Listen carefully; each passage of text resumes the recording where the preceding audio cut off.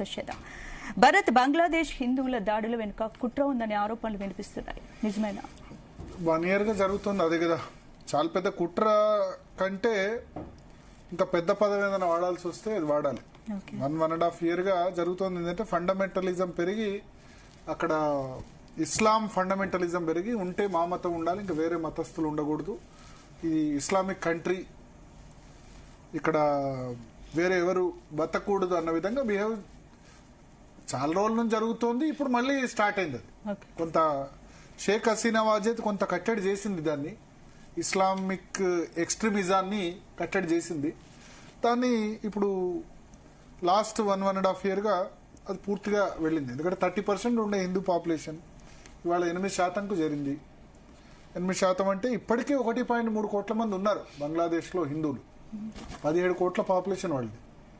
30 నిజంగా 1947లో 30% ఉన్నట్టు ఇప్పుడు ఉంటే 5 కోట్ల మంది ఉండేవాళ్ళు. 17 కోట్ల మందిలో 5.5 కోట్ల వరకు హిందువులు ఉండేవాళ్ళు. బట్ 1.3 crores తగ్గినా సరే ఆ మాత్రం కూడా ఉండకూడదు అని వాళ్ళు అనుకుంటున్నారు. మహమ్మద్ యూనిస్ ఇంటరిమ్ గవర్నమెంట్ వచ్చిన తర్వాత అయితే ఇంకా వేధింపులు తగ్గిపోయినాయి. ఆశ్చర్యకర విషయాలు ఏంటంటే ఆ చివరి నిమిషాల్లో ఉన్న వీడియో కూడా వచ్చింది. దీపు దాస్ని పోలీసుల కస్టడీలోంచి విడిపించుకెళ్ళి మరీ చంపారు. మరి పోలీసులు ఏం చేస్తున్నారు అన్నది కూడా తెలియట్లే. డైరెక్ట్గా ఏదో రోడ్డు మీద తీసుకెళ్లి చంపింది కాదు, పోలీసుల కస్టడీలోంచి వెళ్ళి తీసుకొని చంపారు. ఆ తర్వాత ఇప్పుడు 12 మందిని ఏదో అరెస్ట్ చేశారని చెప్తున్నారు. అరెస్ట్ చేసిన వాళ్ళని కూడా మరి అదే విధంగా శిక్షిస్తారా చెప్పాలి. సో ఎంత మేరకు ఏదో ఇప్పుడు ప్రపంచవ్యాప్తంగా ఇష్యూ మీద వ్యతిరేకత వచ్చింది కాబట్టి చెప్పారు కాబట్టి ఆ విజువల్స్ బంగ్లాదేశ్ లో అల్లర్లు మన సరిహద్దు పైన తీవ్ర ఎఫెక్ట్ పడే అవకాశం ఉంటుంది. సరిహద్దు సంబంధించి ఆల్రెడీ బంగ్లాదేశ్ నుంచి అస్సాంకు వలస వచ్చారు, బెంగాల్కు చాలా మంది వచ్చారు, బీహార్కు వస్తున్నారు. బీహార్లో కిషన్గంజ్ జిల్లా 72-70% ముస్లిం పాపులేషన్, దేశంలో one of the highest population. అస్సాంకు ఎక్కడి నుంచి వచ్చారు? బంగ్లాదేశ్ నుంచే. వెస్ట్ బెంగాల్లో ఎక్కడున్నారు? అందుకనే SIR స్పెషల్ ఇంటెన్సివ్ రివిజన్ ఎందుకు పెడుతున్నారు? వీటి గురించే. తర్వాత మయన్మార్ నుంచి రోహింగ్యాలు వస్తున్నారు. సో ఆ సరిహద్దు ప్రాబ్లం అనేది చాలా రోజులుగా ఉంది. అది కాకుండా ఇది ఒక కొత్త ప్రాబ్లం.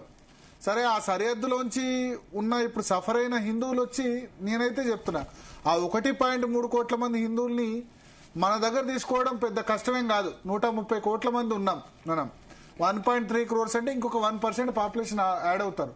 అక్కడ వాళ్ళు చెత్త ఏమంటారు కట్టుబట్టలతో వచ్చేవాళ్ళు, ఎందుకంటే అక్కడ ఆస్తుల్ని అవన్నిటి వదులుకొని వచ్చే వాళ్ళకి మనం అవసరం ఇవ్వాలి. మరి హిందువులకి CA అదే చెప్తుంది కదా, సిటిజన్షిప్ అమెండ్మెంట్ యాక్ట్ ప్రకారం బంగ్లాదేశ్లో లేకపోతే ఆఫ్ఘనిస్తాన్లో లేకపోతే పాకిస్తాన్లో లేకపోతే శ్రీలంకలో ఎవరైతే మైనారిటీస్ ఉన్నారో, సఫర్ అయ్యారో వాళ్ళందరికీ ఇక్కడ వాళ్ళందరికీ ఇక్కడ మనం పౌరసత్వం ఇవ్వాలనే చెప్తుంది.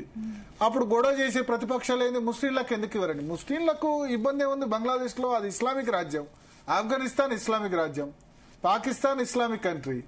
ఇబ్బందులు ఉంది క్రిస్టియన్లు, ముస్లింలు, బుద్ధులు, జైనులు, పార్సీలు, హిందువులు కదా. సో అప్పుడు దానికి దేశవ్యాప్తంగా అల్లర్లు చేశారు. సో ఎవరికైతే ఇబ్బంది ఉందో వాళ్ళకి శరణార్థిగా వాళ్ళకి సిటిజన్షిప్ ఇస్తారు, అంతేగాని ఇబ్బంది లేని వాళ్ళకి ఇవ్వరు కదా. సో ఇది ఇప్పుడు రైట్ అని ప్రూవ్ అయింది. సిటిజన్షిప్ అమెండ్మెంట్ యాక్ట్ ఏదైతే చేశారో CA, అది దాని అవసరం ఇప్పుడు తెలియజెప్తోంది. దాని అప్పుడు వ్యతిరేకించిన వాళ్ళు ఇప్పుడు ఆలోచించాలి. మరి మాట్లాడదాం. మనతో పాటు